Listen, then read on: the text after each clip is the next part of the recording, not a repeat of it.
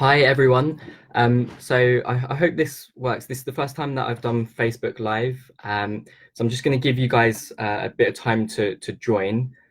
So there it goes. That's 8 o'clock now. Do drop me a hello in the comment section just so I can see who's joined.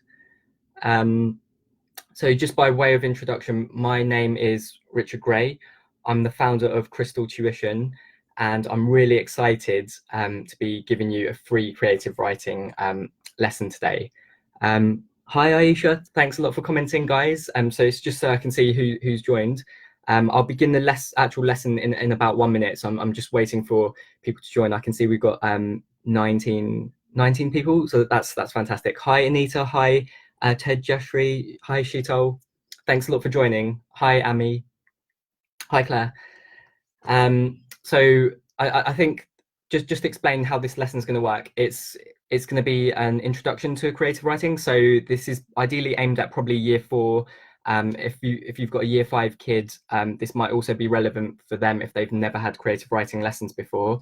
For the year 6s and older, this is probably going to be a bit too easy. But you're going to pick up some really key techniques. So I really hope that I can help as many people as possible.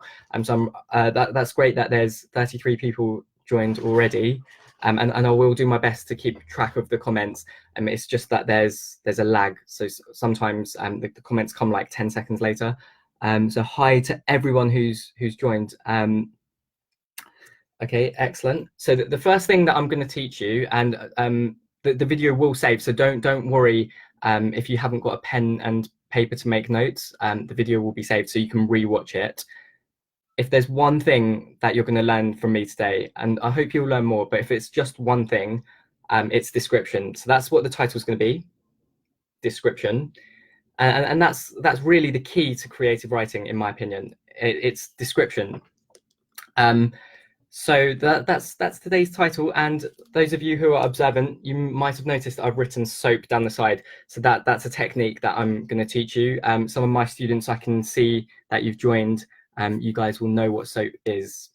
Okay. Now, the first thing to consider is who are we writing for? So when we sit the 11 plus creative writing exam, who are we writing for? So guys, feel free to comment comment in the comment section. Who are we writing for? So I've had some really hilarious answers from kids like I'm writing for my mum, or I'm writing myself. That's true, you are writing for yourself, but there's someone in particular that you're writing for. Can anyone tell me who that is? So guys, the question is, who are we writing for when we sit the 11 plus creative writing exam? I'm going to give you guys the answer. It's the examiner. It's the examiner. So kids, when you're writing, you're not writing to sell books. I'm not going to teach you to become the next J.K. Rowling. I'm just teaching you to pass your 11 plus exam, and you have to bear that in mind. Well done for everyone who said the examiner. Excellent. We're writing for the reader. That's also correct. In this case, the reader is the examiner. Now, what I want to touch upon is soap. Sorry, soap. These are the 4 basic literary techniques. So if you know what S stands for, tell me in the chat. What do you think S stands for? So I'm going to write it on the board. So I'm just going to write it on the board. So some of you may have heard of soap before.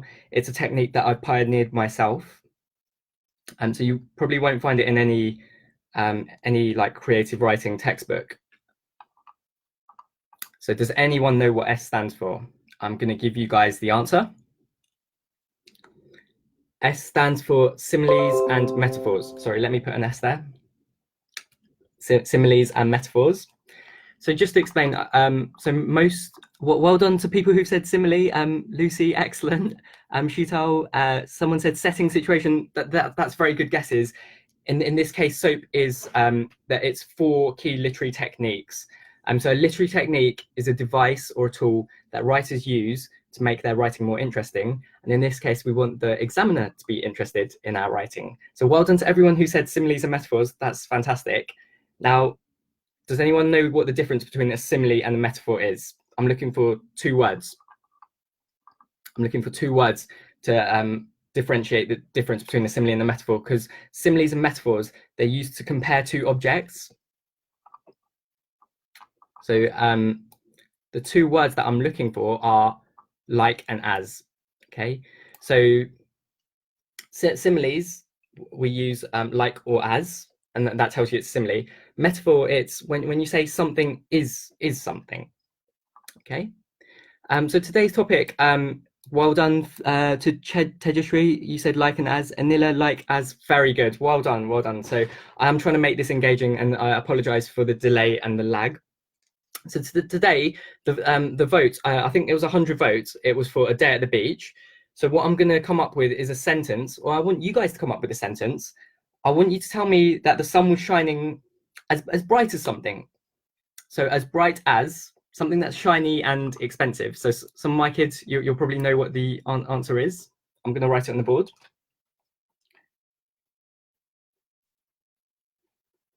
So the sun was shining like a... Can anyone give me the answer that I'm looking for? The sun was shining like a something in the sky. Are you guys ready for the answer? The sun was shining like a diamond in the sky. Okay, so anyone who said diamond, very well done. And excellent. So someone said a gem, a gold coin, a diamond. Ritesh, Ruth, excellent, excellent. Well done, well done. Okay. Shalini's guessed what soap is. Okay, nearly. So guys, I'm going to show you two ways to turn this into a metaphor. So we've got the sun was shining like a diamond in the sky. Now, a lot of kids are able to turn it into a metaphor by saying the sun was a diamond in the sky, and that would be a metaphor. But I'm going to show you an easier trick. Okay, so we could say the sun was a diamond in the sky. I'm going to add something. The trick is to use the word than and to add er. So let me just show you what I've done. The sun was shining brighter than a diamond in the sky. So by adding than and er, you can automatically turn your simile into a metaphor. So the reason why I'm showing you this is a lot of kids, they're really good at using similes and they forget how to use metaphors. So that's just a really easy trick. So for example, my house is as big as a mountain. That's not true. I wish it was. But if I wanted to make it a metaphor, so my house is as big as a mountain, I could say my house is bigger than a mountain. So I've added er and than. So that's the easiest way, in my opinion, to do a metaphor. Okay, so a few people have guessed what O is. Would you? I'm going to give you all 5 seconds. Excellent, Deepak. That's fantastic. O is for onomatopoeia. The spelling's not quite correct, and I'm going to show you a little spelling trick for how to spell onomatopoeia. Okay, so onomatopoeia is a word that sounds like how it is spelt. Onomatopoeia is a word that sounds like how it is spelt. So do me a favor, everyone. Can you just put random onomatopoeias in the chat? So I'll give you one, splash. And if it's related to the beach, even better. So I'll check the comments. So everyone, if you can give us some onomatopoeias in the chat, that'd be great. Let me just help you with this spelling because it's a very tricky word. And even some of the adults find it a bit difficult to spell, and that's understandable. So the first bit is ono, O-N-O. I don't think there's any difficulty there. I think most people can get the beginning bit, O-N-O, ono. This bit looks like tomato. So tomato is spelled T-O-M-A-T-O. This is the same matto, so onomato. And the M bit, I know we pronounce it onomatopoeia, but I teach my kids to spell it like this. Onomatopoeia. Everyone say it with me. Onomatopoeia. Come on, guys, I can't hear you. Onomatopoeia. So the reason why I'm saying it like this, it's a bit funny, is if you think of the boy's name Joe, J-O-E, it's spelled similar to this, P-O-E, P-O-E. And there's also one more trick to learn the spelling for onomatopoeia. There are 5 vowels in the alphabet, which are A, E, I, O, and you can see U is missing. That's because you guys have to learn the spelling for onomatopoeia, okay? So let me just scroll down the comments. I'm really thankful that everyone's like giving me some really good onomatopoeia. So we've got like whoosh, woof, crash, smash, sizzle, bang, boom, kaboom, rough. That's fantastic. guys, that's incredible. So a little challenge. I'm going to shout out some water onomatopoeia words, and I want the kids and the parents too to think of 3 water onomatopoeia words and put them in a sentence. And we're going to compare our sentences. So I'll give you splash, bash, crash, splat, plop, drip. That's all I can think of. That's all I can think of. So pick 3 of those and put them in a sentence for me. So have a think, just while I write mine out, and we'll compare. Okay, so I'm picking my three onomatopoeia words. So remember, the topic is a day at the beach. So try to make it perhaps. I'll give you a clue. Wave related. So mine's to do with the waves. Okay. So I picked my 3 onomatopoeia words. Have you guys picked yours?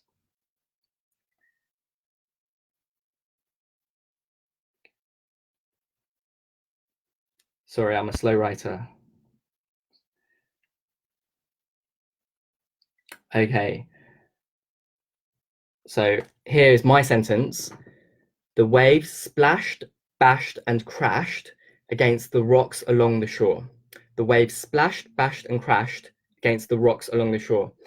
Now, if anyone's very observant, can you see what I've done?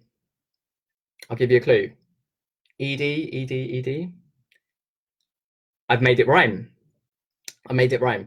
So obviously, I'm not writing a poem, but I'm trying to make this interesting for the examiner. So if the examiner sees a bit of rhyming, do you think they're going to be bored, or do you think they're going to say, "Oh, that's pretty good"? So always bear in mind, what can you do to entertain the examiner or amuse the examiner? That's a key tip. Okay, so that's onomatopoeia. Can anyone tell me what A stands for in soap? So there were some really good comments in the chat. With a splash, the fish disappeared into the freezing cold lake. Excellent. Splash, I dived into the sea. The water splashed. So a lot of people have gone with splash. That's fantastic. Devi's gone for the water splashed across the shore, going splash, splash continuously. Very nice. Deepak, splish, splash, splosh. The guy splashed into the water. Excellent. I like that a lot. Okay, so if anyone knows what A stands for, I'll be very impressed. I'm going to write it on the board. It's quite a long word, but most of you will know it. So I just want to thank everyone for participating. So thanks very much to all the members of the 11 Plus SATs, GCSE and ISEB resource group. I'm really thrilled to have you guys here. And thanks to Agnes for letting me host the first Facebook Live session. Excellent. I see Devi, Ria, Barbara, Ruth, Amna, Ami. You guys have all said alliteration. Very good. That is correct. That is correct. So just to explain what alliteration is.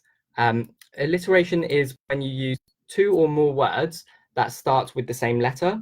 So that's 2 or more words that start with the same letter. So what I want you guys to do is, in the chat for me, I want to describe the shore. Now it's going to be a sandy shore. So it's a nice sandy shore. That's already alliteration because we've got S and S, sandy shore. Can you guys in the chat give me some S words to describe the sandy shore?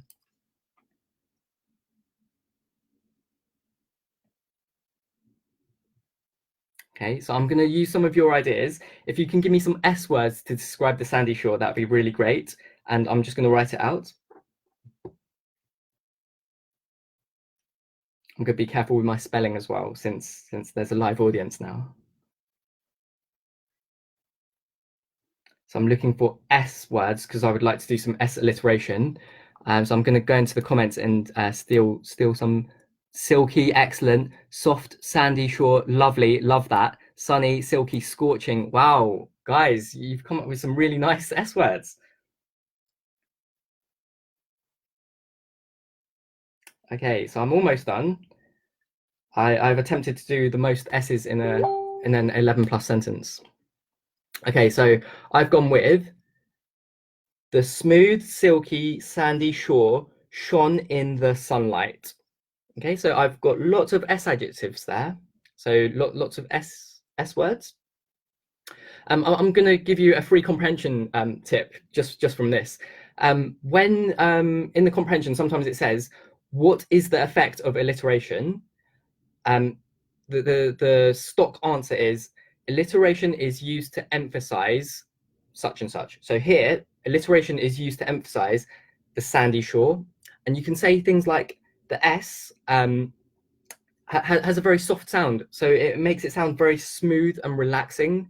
So you have to embellish your answer somewhat. And those who do poetry or who are in year 6, you might know that S alliteration, it's called sibilance. S alliteration is called sibilance. Okay, let's go on to let's go. Actually, we'll do one more for alliteration. We'll do one more for alliteration, and I'll show you how to put the creative writing piece together. So at the moment, I'm just looking at the individual soap elements. So we're still looking at alliteration. Now, kids like to play with beach balls. Again, B and B. So beach ball. Can anyone give me some B words to describe the beach ball? So try to describe the beach ball. So think of some B words to describe. How would you describe a beach ball? So I'm gonna use some of your ideas. So I've got a few B words here. And I'm gonna take a look in the comments. What B words have you guys got for me? Bouncy, excellent. Ballistic, excellent. Bouncing, big bouncing, nice. So I'll definitely use some of these. Boisterous, they are going to be bored. Okay, big, bouncy beach ball, lovely. Okay, so I'm nearly done.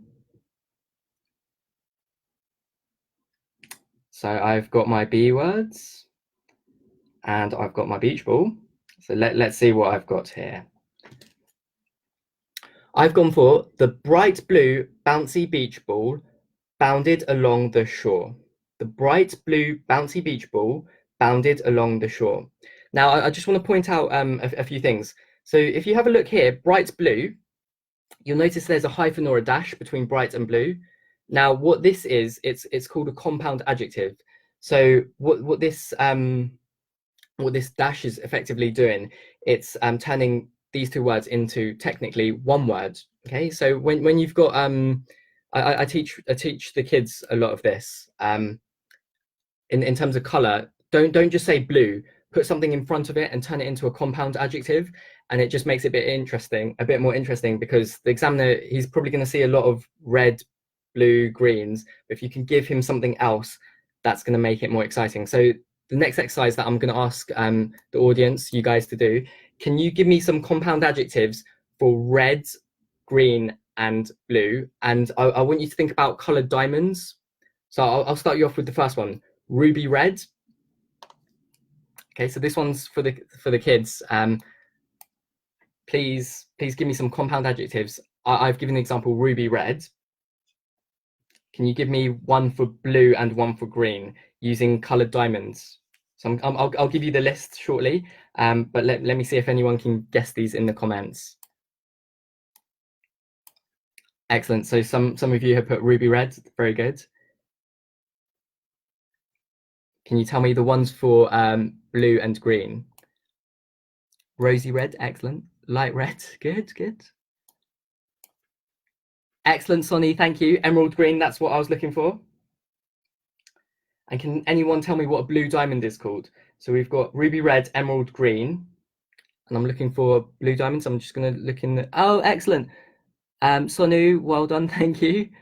So that's Kyan. Sonny, Dipali, thank you very much, guys. So let me just put the blue one up. So we've got ruby red, emerald green, and sapphire blue. So rather than just red, green, and blue, we're gonna use diamonds, colored diamonds, just to make it a bit more interesting. And these have all got this hyphen or dash, and these are compound adjectives.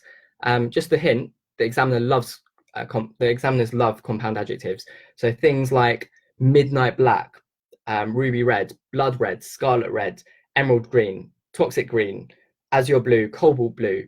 So kids, for fun, you can just practice saying different words in front of the color, but it has to make sense. You can't say things like What's an example?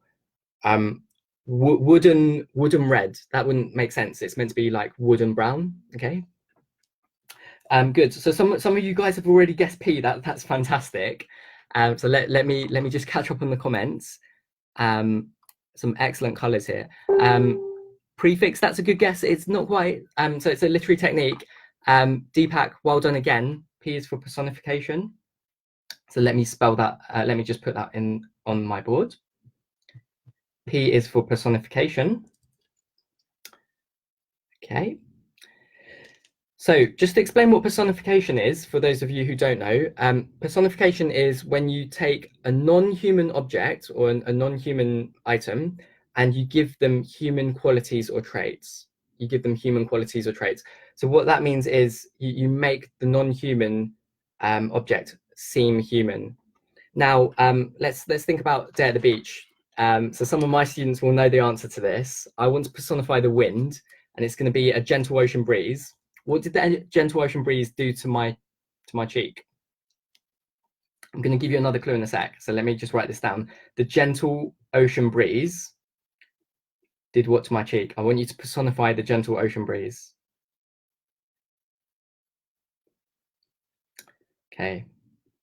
So I'm going to have a look in the comments. Did anyone manage to guess? The gentle ocean breeze. Oh, so we got mountain was angry, hair dancing, whistling wind, wind whistled. That's very good. That's not quite the one that I was thinking. Let me give you a clue. What's this? Mwah. To my cheek. Mwah. What did the gentle ocean breeze do to my cheek? Kiss my cheek. Very good. Excellent, Yvonne. Thank you. So the gentle ocean breeze kissed my cheek, and I want to add a little bit more personification. Guys, what's this? I'll give you a clue. It's not a haircut, which is what I had earlier today. The gentle ocean breeze kissed my cheek, and so I'm going to check the comments. Slap me on my face.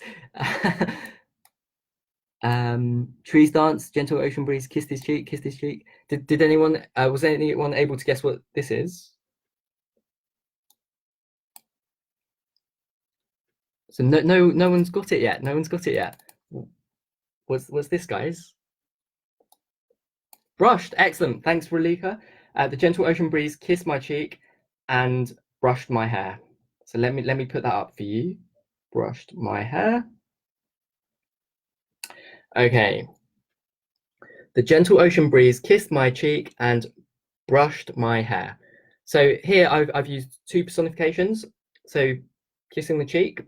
Remember the ocean breeze, it did not get its lipstick, put the lipstick on and then give me a kiss, and it certainly didn't grab a hairbrush and brush my hair.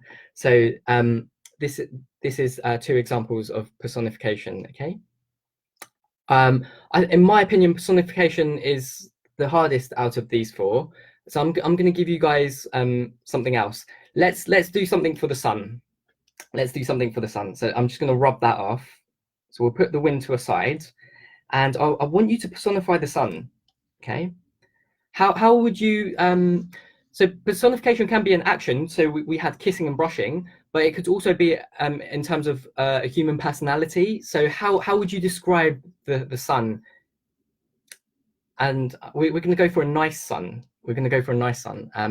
So it's not going to be like an angry sun. We could certainly have that. Oh, excellent. So everyone's now put ruffled, brushed. Thank you, guys. Let's give the sun a personality. How would you describe the sun if they were your best friend? Okay.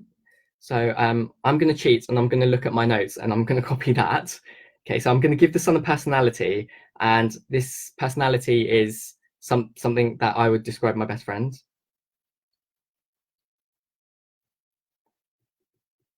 Okay, so how would you describe the sun?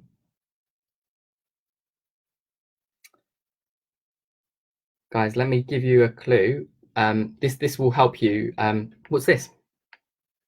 What was the sun doing? So I'm going to take a look in the comments. The smiley sun, excellent. The sun, the beaming sun caressed my cheek and smiled upon the world. That's fantastic. Well done, Chani. Friendly sun, That's exactly what I wanted. I was going to go for the kind, gentle sun. Smiled at the old ladies sunbathing on the beach. Sunbathing on the shore. Guys, I'm going to give you another tip. Okay, so I'm going to read this first. The kind, gentle sun smiled at the old ladies sunbathing on the shore. Now here, technically, we've used two personifications because we've given the sun a personality, as in kind and gentle. So that's the personality. And we've given it a human action because the sun doesn't actually have a mouth. Can't really do that. So that's the action. The kind, gentle sun smiled at the old ladies sunbathing on the shore. So I've done a little bit of alliteration here. You can see sunbathing on the shore. And those of you who remembered what we did earlier, we could insert sunbathing on the smooth, silky, sandy shore. Okay, so that's just an example of how you can link your literary techniques together. I'm gonna give you. I'm gonna read you guys a story.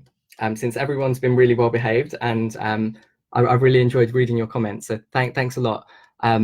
There's like over 1,000 comments, so that's just testament to how interactive and fun this lesson has been, hopefully.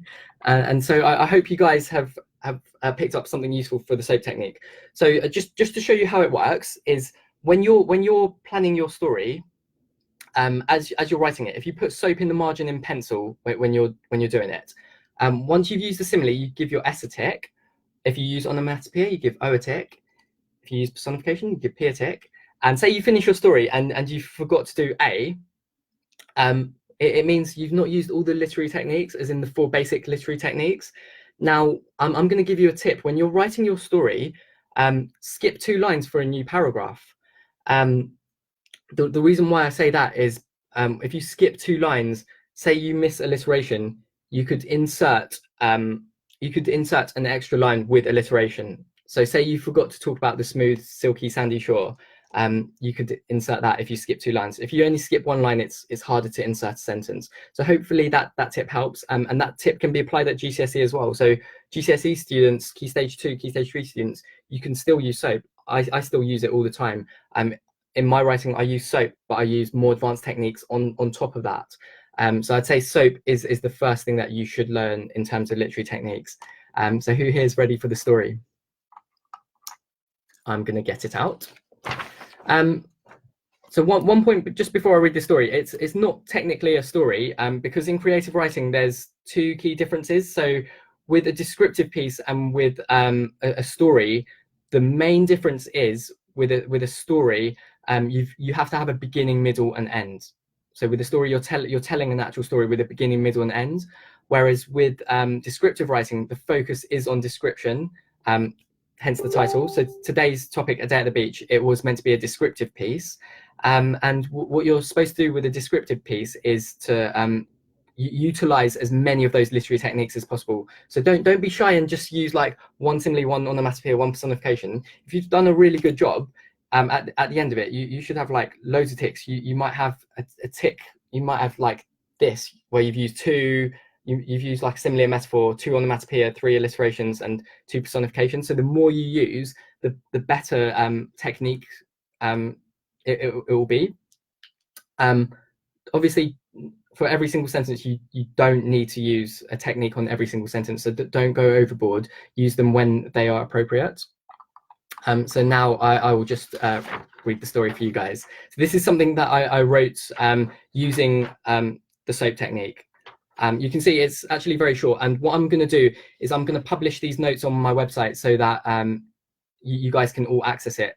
So for those of you who didn't have a pen and paper, you can just print off my notes because I really want to help as many people as possible. So let me read. A day at the beach. Through the cotton white clouds, the sun shone brighter than a diamond in the sapphire blue sky. I smiled contentedly to myself as I ambled along the smooth, silky, sandy shore, which was shimmering in the sunlight. This is bliss. I wish every weekend was a bank holiday, chirped my sister excitedly, who had now charged off ahead of our parents to lay claim to the best positioned sun lounger on the beach.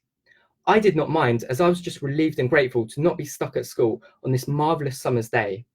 This was our first family outing since I had just joined secondary school, and I was relishing every moment of it. By the promenade, I could hear the squawking and chirping of the quarrelling seagulls. They seemed to be waging war with each other over a discarded box of chips, which had been smothered in a concoction of vinegar and ketchup. The waves splashed, bashed, and crashed against the rocks along the shore. It was music to my ears. I glanced over at my younger sibling, who was notorious for having an extremely short attention span, even for a 7-year-old, to see that she was now playing with a bright blue bouncy beach ball.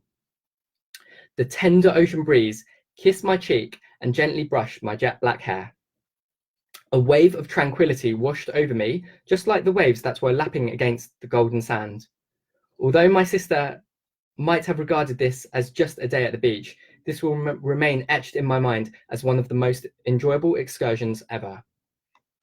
Okay, so that's just something that I cobbled together.